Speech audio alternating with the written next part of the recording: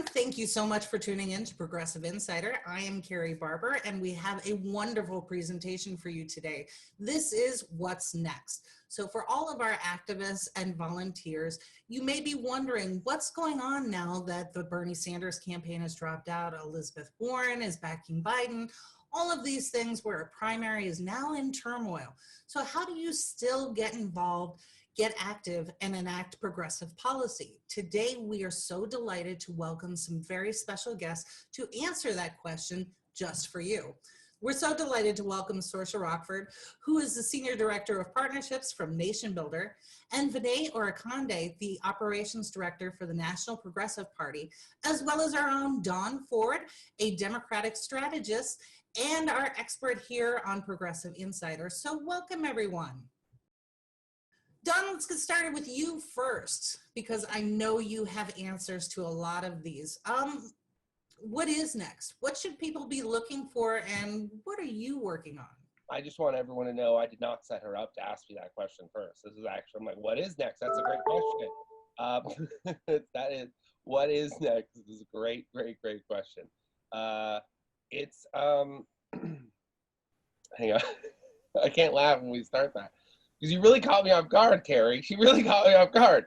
I just want everyone to know, I didn't know she was going to ask me that, so let's just get on with it. What is next for everyone? Everyone needs to figure out what it is that they love in the movement and really focus on that, whether it's electoral politics or volunteering or whatever the direct action that they can take right now. They need to stay involved however they can. I think that's the number one thing about keeping that engine on. I know Vinay and I, from our interview, we talked a lot about what happens when you stop momentum and stop moving forward, trying to restart that. So let's pass this around the room, actually. I think it's about staying involved. Vinay, what are you thinking? Yeah, first I want to echo what you said about it's important for people to find their own way forward. Like the way we get to what's next is a process of trial and error. There's no doubt about it. So people have to do what makes sense to them as long as they stay involved. That's key, you know. But I guess from my perspective, what I believe is next in a larger sense is for progressives is to realize that they're an identity, right? We're not just a political movement. We're an identity, we're a set of values. And from that, we have to organize off that basis. That means we have to find our own communities, right? That means we have to create our own leaders, and really realize that we exist as an entity, really. And I think that will shape what's next in politics, in progressive politics in particular. All right. When you say create our own leaders, that triggers for me what's next. More people need to run for office, massively. Like if we look at it in a women versus men perspective, I'm on a call here with 50-50. That is not how our electoral bodies look. It is not 50-50. And running for office and actually stepping up, especially at the local level, is something that has to be done across the board, regardless of where your policy lands, whether you're progressive or not. We have to step up and actually run for office. That needs to be what's next for me. Can I just echo and agree with that, if that's okay? Because I really want to emphasize going local is part of what's next, right? Because that's, I suppose the movement has tried so hard to like hit at the top level, but we haven't really done enough work on the local. That's where transformational change occurs. That's what literally grassroots means.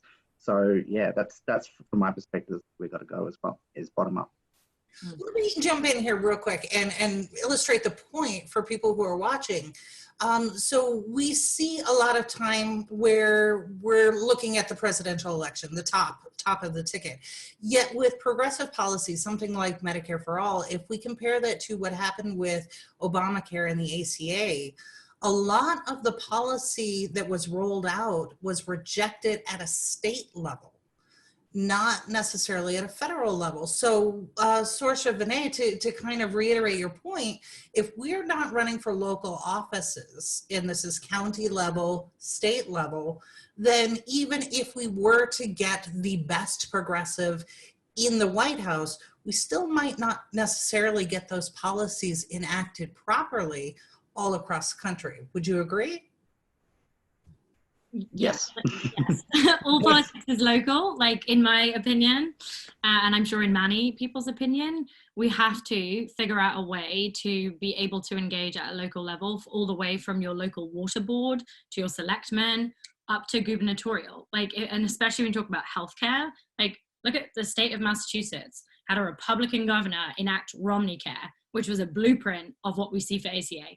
So figuring out how to bridge your gaps when you don't have necessarily the shiny leader you want is a massive component of how can you actually enact change that you want to see come about. There's a lot of ways to apply pressure that aren't necessarily either protesting or winning the presidency. Because I feel like those are like the two volumes, the majority of the movement. And it's not that people aren't running for office. I mean, right now, we've been working on a spreadsheet of all the progressives running for variety. I mean, there are empty slots in like Louisiana, but for the most part, there's people running, but no one knows who they are. And you know, we see these problems. Now, you're here from NationBuilder, and to some people, I'm going to say something that might scare you. To some people, you guys are like the boogeyman because of how the state parties put price walls on you and Van. Now, we didn't actually pull you in here because of your work with NationBuilder. We pulled you in because of another project we're going to talk about that I'm super, super excited about, which gets into what we're saying. But, you know, how accessible do you want things like NationBuilder to be for candidates? That is a great question. So for folks watching, listening, NationBuilder, there are definitely a lot of myths. Boogeyman, I think, is a great term, Don. We're leadership software. We were built 10 years ago with the founding premise that we need more leaders and we need better leaders. And a part of that is the price point and the entry point to being able to have the technology to run for office, right? So there's a lot of myths about our pricing, but our starting price for your website, your CRM, your email tools, your text tools, and your finances, your fundraising capability is $29 a month. And I've had calls with different configurations of this crew where that wasn't what you were quoted from your local institutions.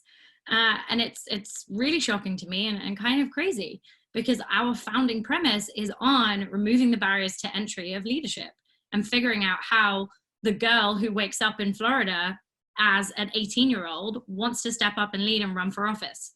Like that was our whole kit and caboodle. So it's kind of wild to me to think about there being barriers to entry with our software in particular when it relates to price.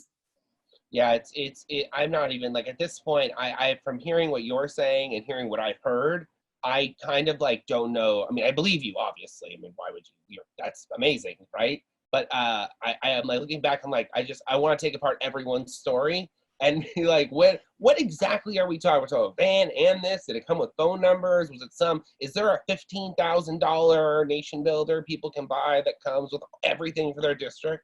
Like, how much would it cost to get, just generally speaking, general, this is not official, how much would it cost to get a totally stacked phone list and all the information and data you have in a congressional district? Like, how much would that really, a package like that really set someone back? So that's not what we do. Okay. We aren't Van. So we aren't like I'll myth bust. Okay. Voter Action Network, Vote Builder, that is a world that I'm very familiar with from my previous life. But what that is their secret source is data, right? So being able to have the compiled democratic data. NationBuilder is infrastructure. So you get a CRM where you can manage all of your data sets. You get a website that you can build your website on. You get email tools where you can blast your comms and fundraising tools. What you put into that is yours and it's your onus to do so. So you can go to your local clerk's office and get the data set that you want and bring it into NationBuilder. We aren't a data provider. We're a software provider, point blank. Oh, interesting. So, and that's a very good way to distinct, because that's a big difference. I mean, that is a big difference, and that could be why we're seeing some of this, expensive price points, because it's coming with other things attached to it. But it seems like it limits people from going to look for software like yours that would really help them, and that's clearly a mistake, because we're talking with the National Progressive Party here, and they're starting with, they have to work with whatever they have. And when you hear, Vinay, that there's a tool for $30 a month that can do all this stuff, that gives some hope for local elections in 2021, right? Yeah, it sounds pretty good. I obviously have to run, but I mean, on the face of it, that sounds fantastic. And obviously, I've got my own separate experience with NationBuilder in Australia, and that's got nothing but positive things to say. So. Yeah, I didn't mean to turn this into a commercial, but that was just that just shows that was not intentional. But thank you. So, but Sorcha, the reason that Carrie and we reached out to you was because of another project that you do called Run for Office. It's runforoffice.org, not to be confused with Run for Something, which I accidentally did with Carrie when I told her about it and sent her down a very different dark rabbit hole. Let me tell you, she's like, "Are you sure these people? I don't think this is what you mean." And she was right. So tell us a little bit about your project and what's going on there. Yeah, so runforoffice.org is an initiative of NationBuilder. We host basically a free searchable database of elected offices in the United States. There's over 5,000 visitors that we get weekly to runforoffice.org because it allows anyone out there to search their address. So put in your zip code, put in your address, and see a complete list of the offices that you're eligible to run for, as well as the filing windows and the election dates for those offices. So when we're thinking about especially local level, what we have right now is all publicly elected school board positions, county publicly elected positions, state leg and state exec, and then obviously all the federal positions. But what we really want to achieve is the municipal data set. And I know I'm talking to everyone here who knows how hard it is to collect that data, but that is a massive mission of ours right now, is to really get the municipal data set across the United States so that we can actually start to push out to people and remove those barriers to entry. Because as someone who myself would love to run for office, it's actually very daunting, right? To figure out, okay, where do I have to go? I have to go to my county board. And then if I'm running at my city level, I need to talk to my city clerk's office. And how many signatures do I need? When's the filing deadline? But like, there's 1,000 different questions. And so what we tried to create with runforoffice.org is one single place where you can go and get that baseline information of filing date, when's the actual election window, and your clerk's office information for those particular offices. It's been an amazing tool. Like, we've had over 30,000 people who've actually expressed interest in running for office since we launched this in 2016. And it's really exciting. So my call to action for folks is, if you have any interest in municipal data collection, holla at me.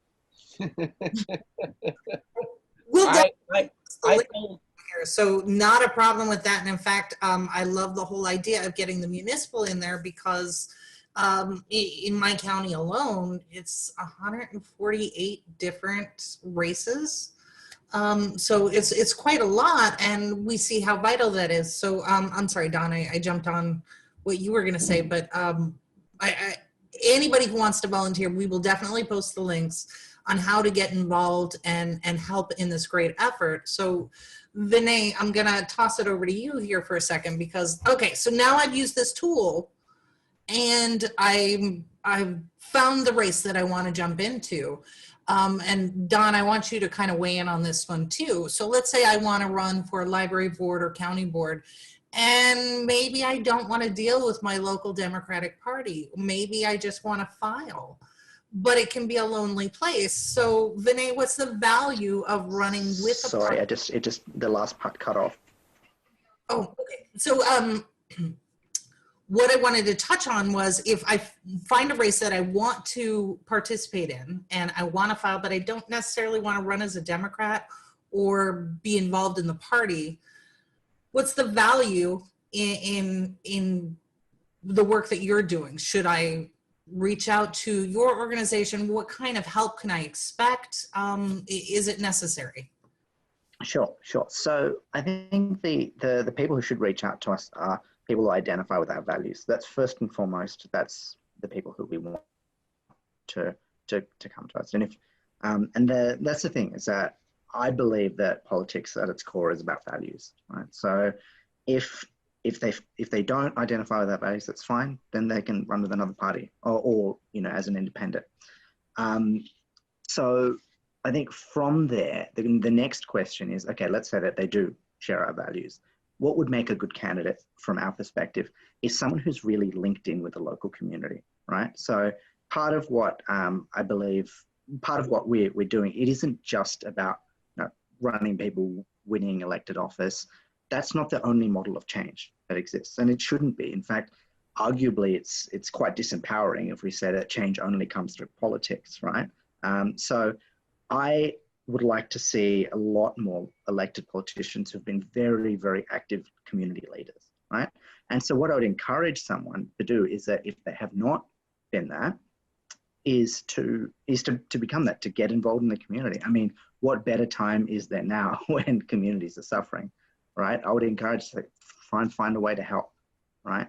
And why? Okay, and I think because there's a few reasons. Because I talked earlier about building progressive identity, right? And that's and progressive identity means one, we're building a community of people who share those values, for one. But two, at the heart of progressivism, at least is how I define it, is compassion, right? Our goal is to actually help people. And we don't want to be running leaders for office who haven't proven that, right? But if you have, come and join us, right? Like, or if you want to know how, come and join us and then we'll help you, right? Because that's going to be the core goal, is we want people who have compassionate goals. And we'll help you to do that. We'll help you. And in the process, obviously, you'd get connected and build up the necessary connections for a run. That's generally how it could work from a grassroots level. But ultimately, yeah, that's who we want to run. When it comes from, just following up on that, when it comes from a perspective of what, you're not happy with the party, what do you do? Inevitably, the Democratic Party, if it is if you're in a blue area, for example, and you want to get elected, you're going to be representing a lot of Democrats. They're part of the community. If you're going to be trying to get elected in a Republican, a lot of Republicans are going to be part of the community. Even when you talk about building a progressive party, there are only so many progressives in Nebraska, and they are all in the Democratic Party. So you have to take this stuff into consideration when you make your approach on what you're trying to accomplish and how you're trying to accomplish it.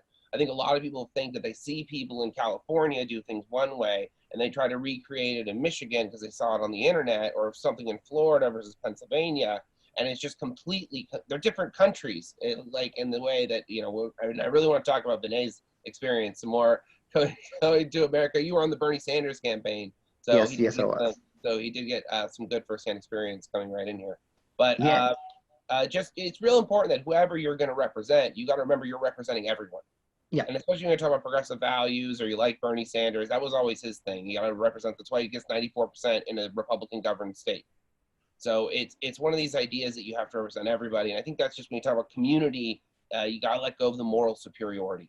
Of course. And I think that's a very American thing, more in politics, more than it is maybe. I don't know. It probably isn't everywhere in politics. Probably just everywhere, honestly. But it's particularly bad with the Democrats because they will, their moral superiority will lead them to failure. And that's sort of, but moral superiority will let Republicans win because they all cluster together better. So it's just one of these catch-22s that when you're trying to make progressive gains, you got to keep in mind that talking to everybody and staying engaged with all the groups and having the best relationship. It'll also make it harder to make hit pieces against you because that's the first thing that happens when you start getting successful. So Vinay, I do want to ask, what's been the biggest difference for you? You're getting this progressive party started. What's been the biggest difference between the two party systems that you noticed, and just especially in the grassroots? Do you mean between the US and Australia? Or? Yeah, between the two. Were you experienced? Oh, okay, right. I mean, I suppose it's an interesting question because there's also cultural differences that play into it as well. So, but I guess specifically the biggest, because Australia does have, it comes down to, I would say ranked choice actually is the fundamental difference, right? That makes all the difference in how people think and how it shapes their voting. Ranked choice voting? Yeah, well, actually no, two factors, ranked choice voting and compulsory voting. I'd say they're the two factors which make the most dramatic differences between the US and Australia. I'd say ranked choice voting probably is number one in terms of shifting how people think, but compulsory voting also shifts the dynamic as well.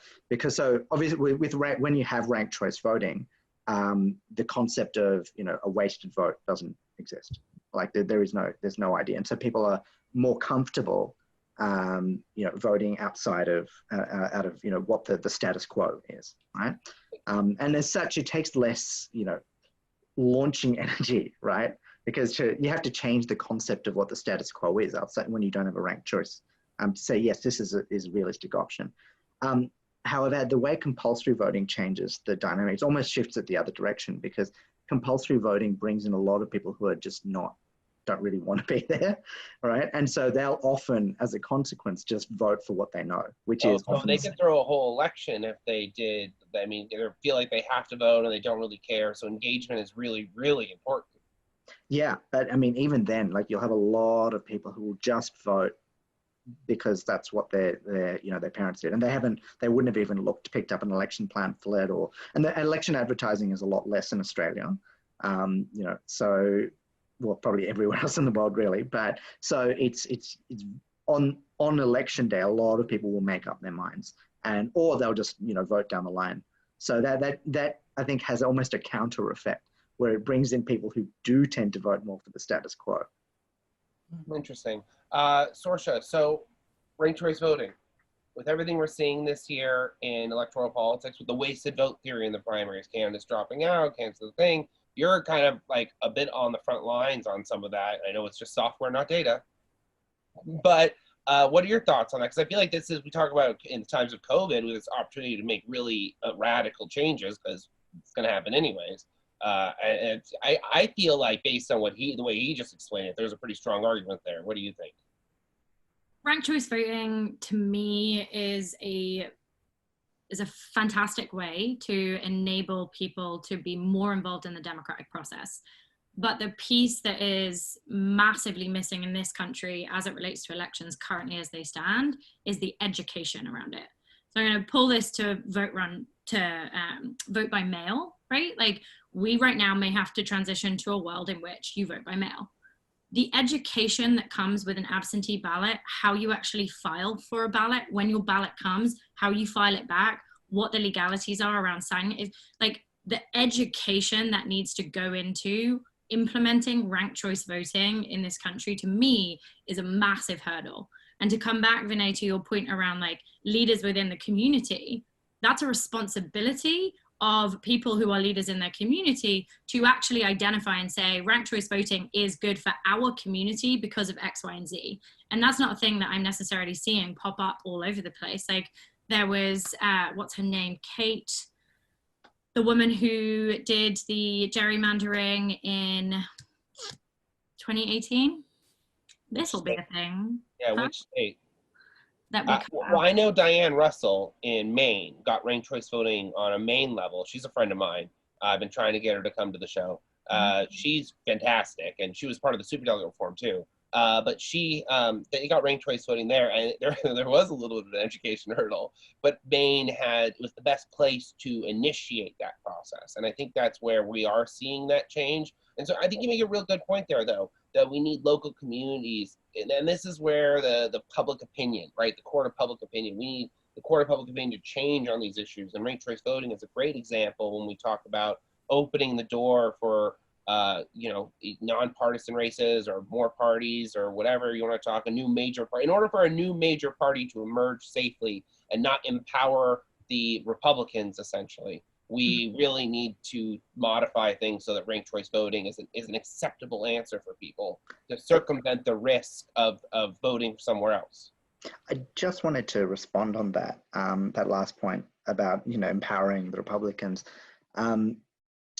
Two things, actually. One is it depends on your strategy, where you run. So I know the National Progressive Party have specifically said, like, one of our strategies is to be running in deep blue, deep red districts, which have essentially been abandoned and become the new opposition, right? And actually that is how Vermont became so successful over the last 30 years, as that was exactly the strategy. They did that again and again and again and again, and they became the opposition in those districts. Because they were able to pick up a lot of the disenfranchised vote there, right? And now, I think that can happen on a national level. And the second thing is that it's interesting to hear how ranked choice voting happened, like in Australia, right? And because we didn't always have it. What happened was we had the same system as we have in the US, and then a major party split over conscription, and it created a new third party. And in one national election, my understanding is that they did actually split the vote, right? But unlike Teddy Roosevelt, whose party freaked out at that and merged back in. This third party in Australia stood its ground and started taking votes from the other major party. Effectively, they scared both major parties because they were about appeal from both. They were able to scare them into instituting ranked choice voting. And we've had it, and everyone's just assumed it was normal. So I think we've got to kind of stand our ground a bit and be sensible about how we approach this strategically. Right. So you don't want to aim for, you're basically saying you guys don't want to aim for like toss-up states where you could actually damage the ability for, because I don't like Joe Biden. I'm in California and I could be as difficult as I want to be. But in a lot of states, you go to like Virginia or Michigan or Florida, and it becomes a progressive issue at a certain point when you're enabling Donald Trump.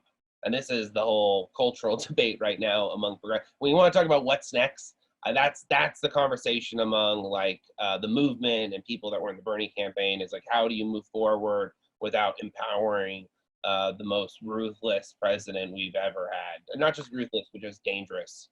Right. And for all the wrong reasons. And I think one quick point I just want to add to that is that we are thinking well beyond this election, right? Because we're not going to be a player in this election. That's fair. And so the question is, what will the Democrats and the Republicans respectively evolve into beyond Joe Biden, beyond Donald Trump? And, the party, like based on the trajectories I'm seeing in my mind anyway, progressives could well be sort of in the middle of them. Like there may be, and that's obviously not in this election, so don't get me wrong, but I can see that there's quite a bit of common ground with, progressives arguably are the populists of the left, right? And, arguably the Democrats are going in an increasingly elitist direction and the Republicans are going against that. So if we look long-term, we may actually be oddly speaking, we may become a new center force. But it's hard to say. It's hard to say. So I just wanted to point out that we're with Sorcha.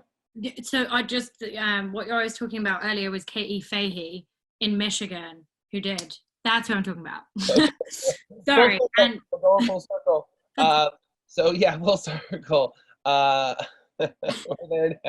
there now. Vinay.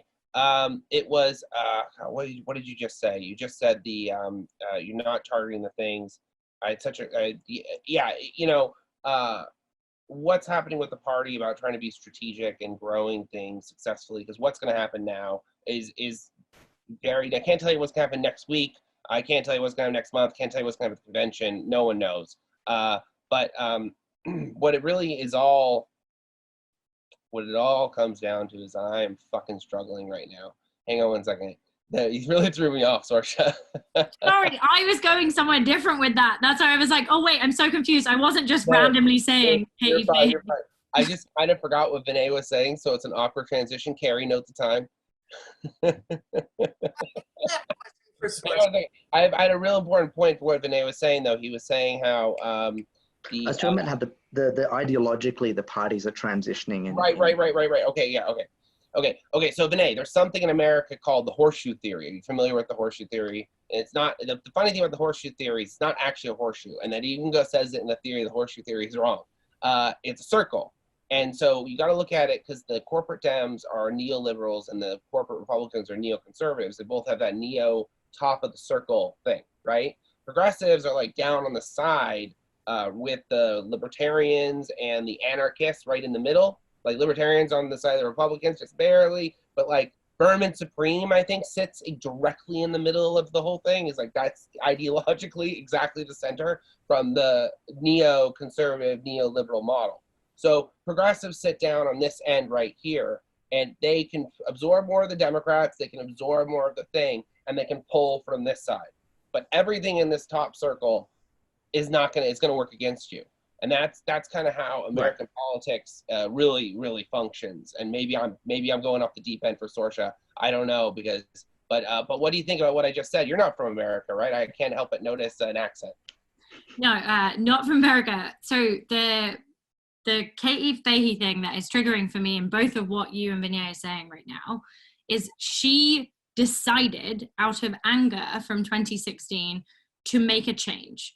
And I haven't personally take off my like professional hat right now, I haven't seen in my community anyone stepping up and saying that they want to change for ranked choice voting, that they want to move forward in X particular. And I live in Massachusetts, so yes, I live in a blue state. But like what you're talking about, Vinay, of like potentially being the center movement of the country, I'm seeing a lot of like there's Unite America, there's Represent Us, of this like, you know, either side is too divisive. What's the middle ground? But why is there no traction in that? What, like, I don't see actual political change and traction in this construct of the middle of the road that people seem to want to orbit to. Explain that. I've got a theory on that. Yeah, okay. I know the answer. Oh, okay. Go ahead. Oh, no, Vinay, please, let's hear your theory. Oh, no. Simply, I think that you're seeing it. That's interesting because you talked about. Was it Unite Us? Was that the name of the group? There, it has.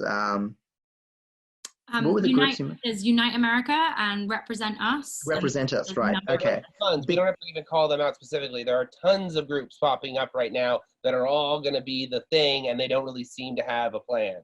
Right. Okay. It's because I think that they have one. It's just they haven't cohered yet.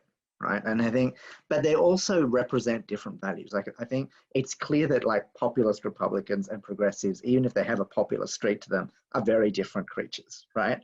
And so I just think that the conservatives are ahead of us. That's all. Like, they've to some extent, you know, via Trump, but like they're never going to lose that populism. Trump will go at some point. Well, actually, I know they do that too. The Koch brothers fund everyone. So what the Koch brothers used to do is so Democratic politics would stop and start for campaigns, which is a major process, like starting with a new video game, new character, level 1 every time.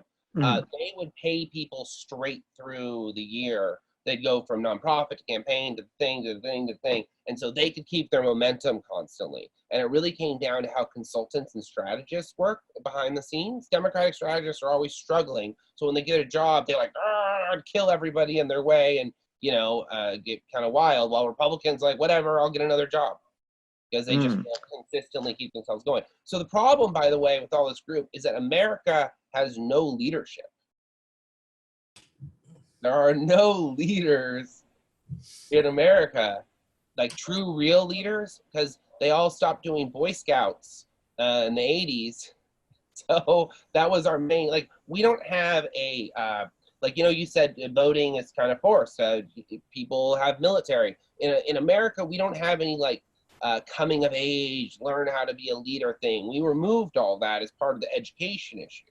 So we have all these people that know we need this thing. And because we did this work with the Bernie Sanders campaign, and it was really only like 24 really amazing organizers. It really wasn't. The 2016 campaign that was so amazing was not really that many people, but it wasn't organic. We did come together.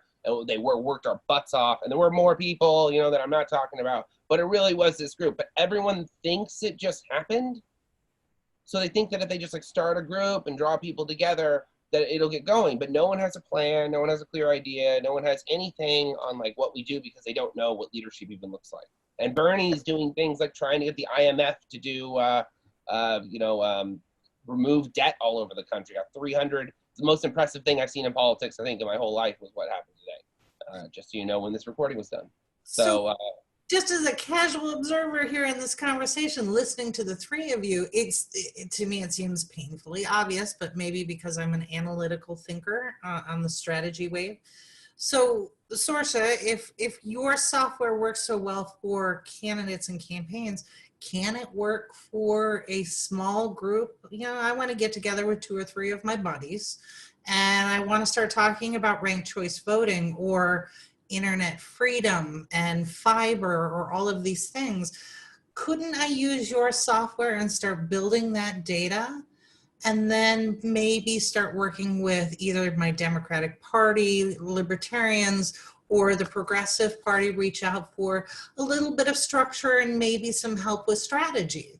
Yeah. So it seems like between the 3 of you and the perspectives that you're coming from, this is a viable solution for any and all progressive policies at a grassroots level to build from. Yeah, and I brought up Katie. Katie was a customer. Katie used NationBuilder to build her community around restructuring gerrymandering.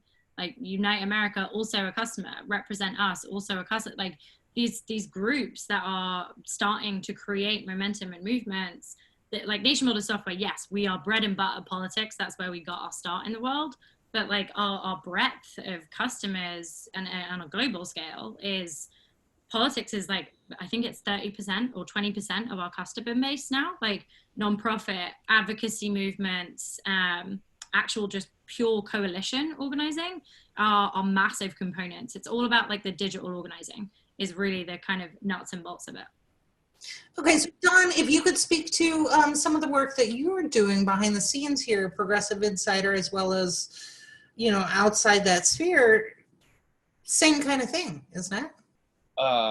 There's so many things going on right now. What do we keep talking about? Okay, so we did the MAD. We're doing the MAD thing, which is a movement for an American Democratic Society, and using something like this software, which is very, very small right now, but a lot of powerful organizers from the movement. The people that were really, you only need like 200 people. I mean, you'd be amazed what you can do with 20 people in 2 days with clear direction. So we started a Discord server, and we set up an art department. We have a huge list of candidates we're working through, and we're basically creating the data sets.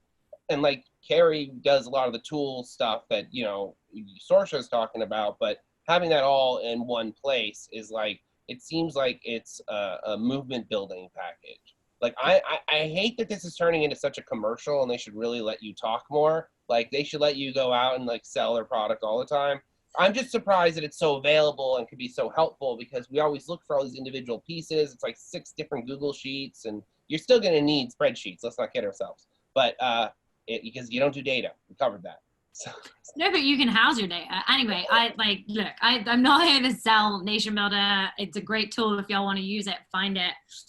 It's a fantastic resource. But like the question for me is who, like the leadership point that you made, Don, like where, and again, I'm going to go back to female leadership.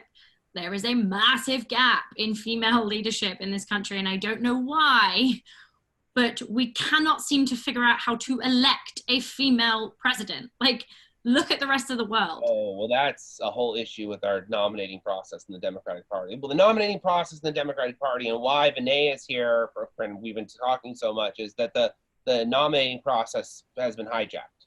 And even when you put into, it has. The state parties still function pretty well, but the actual nominating process has been hijacked, and they've been in control of it for a while. So it's, yeah, I can hear nodding and shaking. Sorcha, what do you think about that? It's a scary thought, right? It's terrifying. And I can't comprehend what the fear is or why that infrastructure exists to demoralize women who are running and stepping up to lead. Like it's not just in the political sphere that we don't have equality for women. Look at how many tech CEOs do you know that are women, right? Yeah, like the patriarchy is real. It's real. It's real. It's totally real. You know, when you think about it, what's a good point to make about Trump? From Trump's perspective, you know, those women that yelled at when they integrated the schools, those young women were yelling at the black students as they walked up. We see those pictures through history. Those women are still alive, and they're the old women at the Trump rallies. And so it puts into perspective even on the Democrat side, because the Democrats, keep in mind, they were on the other side of this whole thing in like the 60s. So some of those people are still alive from that. Like the whole idea of women's rights in America is actually only like an 80s thing. So like my generation grew up with that respect, but every generation before that, what? You know, it really speaks to how far America has come in a short amount of time, and how little it's done, and how much work we have to do.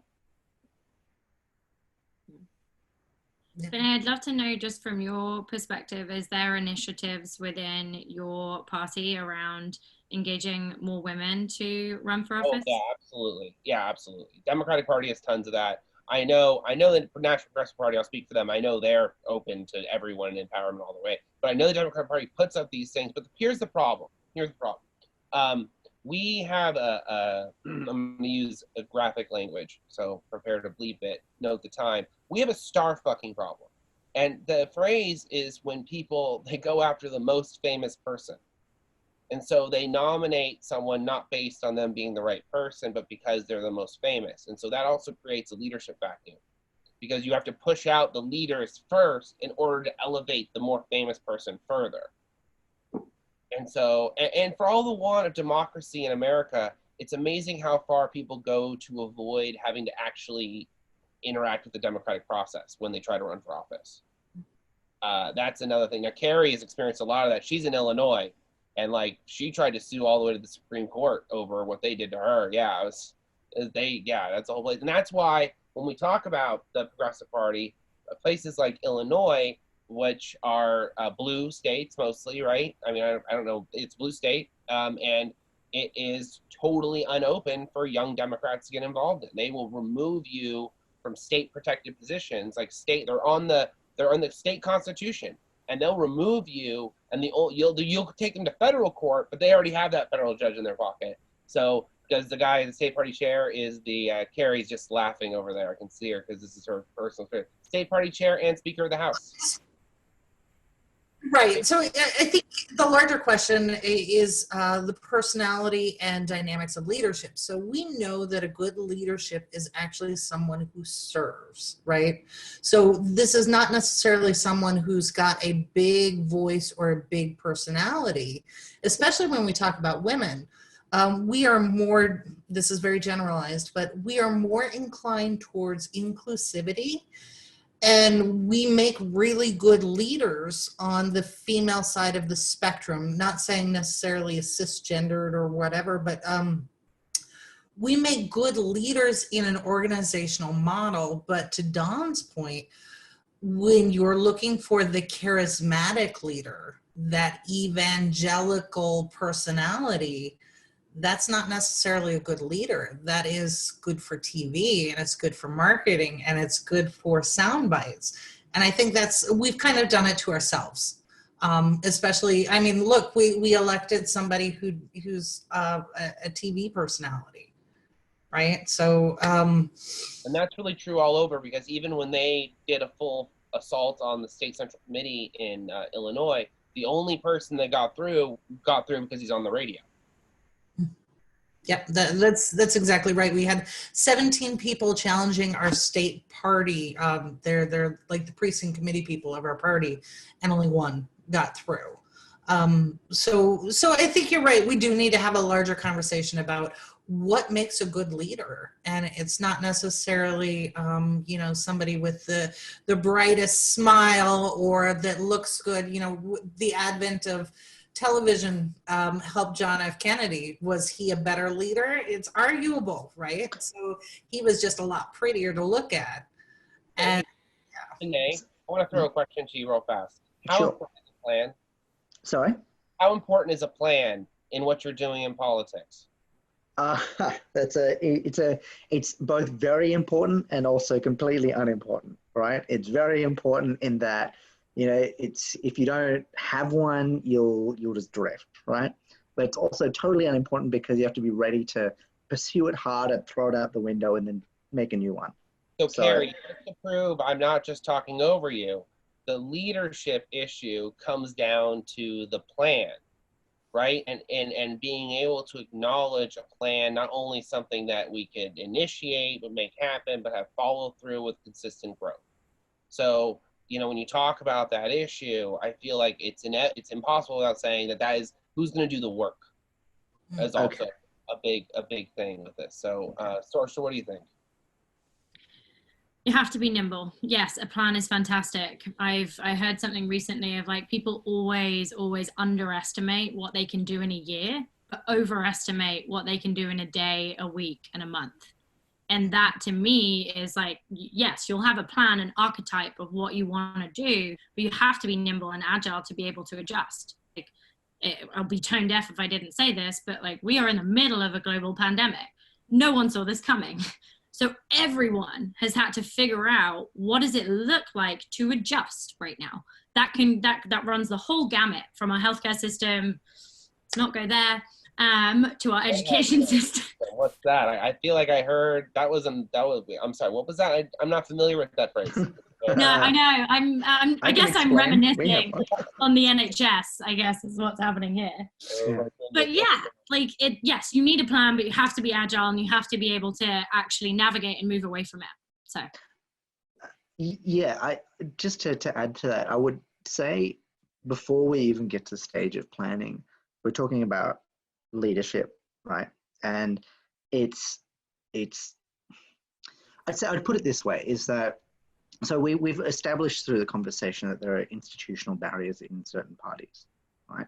So the only if we this is why our party exists, is because we want to be available without those institutional barriers, right? But we only succeed as well if we have people who are leaders, right? So like for me, I can say what the discussion so far, it's not enough just to start a new party. And I'm saying that as someone who is starting a new party, it's just not enough, right?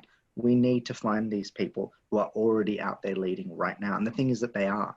Like, I know, Don, you were saying that they're, you know, that doesn't, but I've seen it, like during this COVID crisis, I've seen it, like it's been the nurses, right? It's been the people who, like, I'm involved in a group that, People doing direct aid is what you're talking about. The direct aid, there's tons of them we're seeing doing direct aid. They're amazing. And by the way, if you're watching this, please reach out to a direct aid group and put some kind of support, anything you can do. Donate time, donate money. I'm really glad you brought that up, Vinay. Back to what you were saying. yeah, I mean, and that's just an example. What I'm saying is that the leaders do exist. They absolutely exist, and they're already leading. But probably because of the existence of these institutional barriers, partly, but also, you know, when politics is also a scary thing. Like people who say, "Well, I just want to serve," like I know I can make a difference this way. These are exactly the people who we want running for office, but the barriers are so high. So we've got to go and encourage them, right? We've got to go find them and say, "Hey, you're exactly the person, because your humility is why you should be in office, right? Your service is why you should be in office." So that's on us. We've got to find them. You bring up humility, which for me brings up the leadership skill that I admire the most, is the ability to be a facilitator of whatever the space is that you're in, and to be able to hold for whatever is happening in that moment. And bridging, in particular for me, this shows up in political leadership when you're talking about bridging the divide and the divisiveness of this country and the two-party infrastructure that we're in. And this actually goes, there's exactly the same for the UK when we look at the divisiveness there. If we rewind back to 2016 Brexit, right? Like the facilitative skill set that embodies humility, that embodies empathy, that to me is the strongest leader you can be. And this like concept of what, like, we have a star problem, it breaks my heart. It really does, truly breaks my heart when it shouldn't be about how many Facebook like tweets you get. It should be about, have you been an active leader and member of your community? Do you know the people actually that you're serving, and do you know what they care about? And it feels like we may have lost touch with that, especially at a national level, because it's about the clickbait, right? Like, what's the shiny headline that we can get through, as opposed to, what am I doing in service of the people who put me into office? Sorry, I feel like I went a little heavy there. No, it's good. I mean, it's important that people understand this is a heavy issue, and it's really important to take seriously. A couple things I want to throw on that you guys might appreciate. I had this thing about writers, but I realized it's true about leaders, is that the measure of a good leader is not in their ability to have good ideas, but in their ability to let go of the bad ones.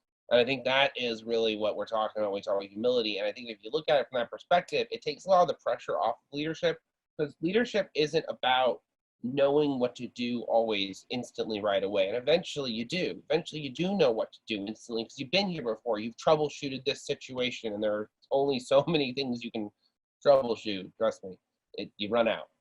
And so it's really important to take that pressure off your situation, and just it's like a tool. You practice that, and you don't have to be perfect. You don't have to be right. And before that, we were talking about, we said the word community. We talked about activists, right? These activist leaders, and government. And I think we did this project in 2016 with a bunch of videos that are coming out soon. It was called What's Next. We drove around the country talking to people. I interviewed like 150 people all over the country, and I never released it. I don't know what's wrong with me. But the point is that we came up with this little triangle idea of community, activism, government. And it's like the recycle sign almost. They go into each other constantly. You start in your community, you become an activist, eventually become a leader, and then you get into government, either helping somebody else run or you running yourself. And it's about the big roadblocks, a big institutional hurdle is data and access to tools like the one that Sorcha is here with. So it's knowing how to run and where to run, and then being able to build that data and store that up. But you can't look at it the daunting task of, like, Carrie, we've had candidates say things like, so I signed up to be a candidate, when do I get my campaign staff? And you're like, no, honey, you have to, no, honey, you have to make it. And so, yeah, Sorcha's laughing. So, yeah, you hear these crazy things. So I think that the more kid wheels we can put on this process, all the way back down to starting at your bottom, your neighbors. Do you know your neighbors? Because when people go, oh, I'm running for office. Well, how well do you know your neighbors? Well, I've never met them. How big of a problem is that alone, Vinay?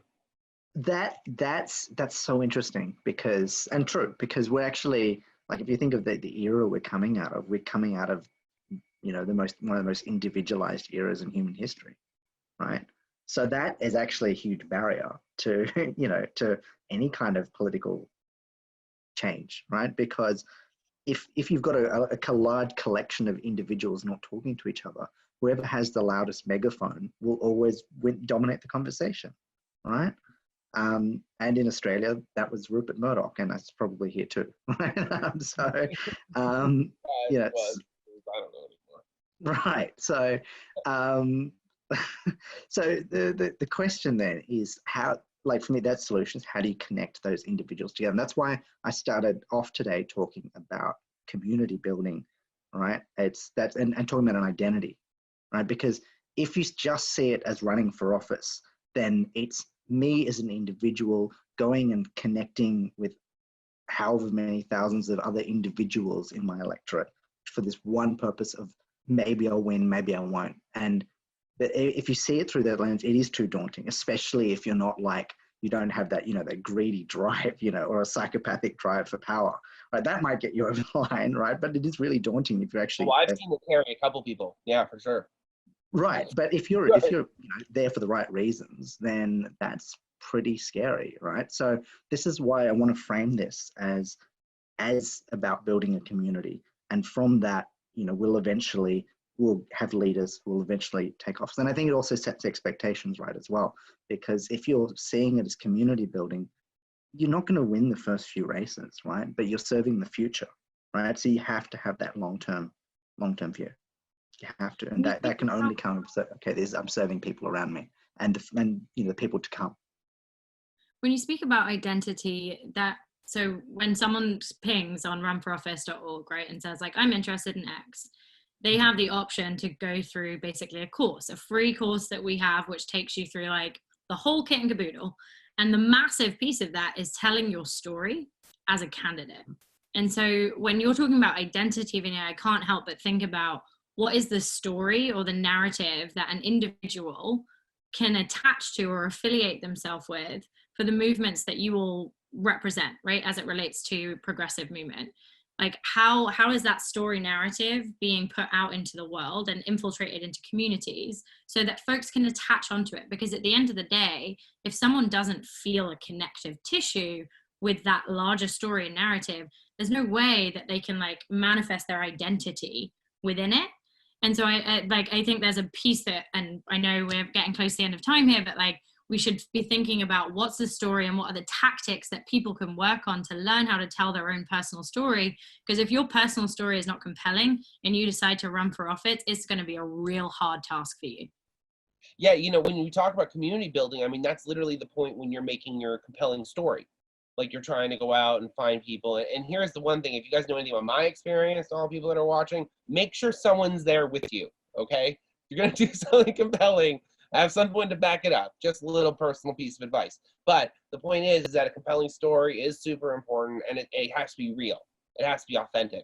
It can't be manufactured. And you create that by getting involved with your community, becoming an activist, and eventually a leader, which we always need to talk about leadership training. And here's another thing for both of you, and we are getting to the end of our time, so I'm just going to open a can of worms real fast. How many groups are doing leadership training for the total lack of leadership that we see? It's not to say, Vinay, that they're not there. There are active leaders, but a lot of the people who are really good leaders don't want to they don't want to cross that activism to government always. You know what I mean? Some of that seems because they're good people, and you get that daunting issue, and they're actually doing good stuff, and that's why, you know, it's easy to stab them in the back when they're focused on their activism. So it's all these catch-22s that we're dealing with. So, you know, hopefully we'll address some of these things a little later, but it's a lot of conversations to have moving forward. So, Carrie?